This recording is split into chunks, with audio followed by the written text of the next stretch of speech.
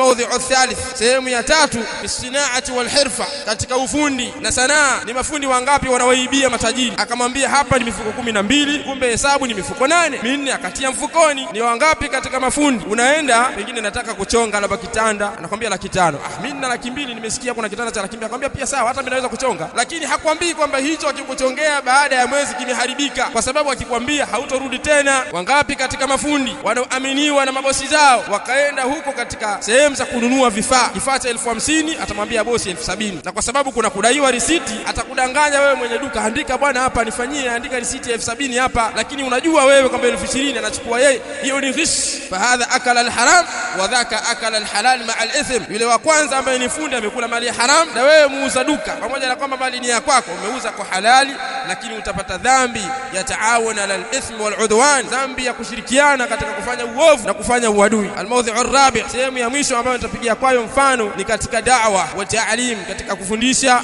katika kulingania da'wa. Shekhe wangapi waliowaweka wanafunzi wao kwenye madarisi zao kwa miaka mingi, na wanafunzi wao hawajapiga hatua, kutwa kusafiri, kutwa mihadharat, hawana ilmu wanayosomesha. Kama umeishiwa, hauna cha kutoa, waambie wanafunzi waende sehemu nyingine, bora warudi kwao, lakini kutwa wanazunguka huku na kule, kutwa mihadhara. Miaka 10-15 hakuna mwanafunzi mmoja anaweza kusomesha wala umatini mbili. Hiyo ni ghish, unawafanyia khiana Waislamu. Kadhalika maduat ambao wanajua kwamba jambo fulani ni bid'a, ni la haram, lakini anahofia akiwaambia Waislamu sadaka hapati tena, watamfukuza.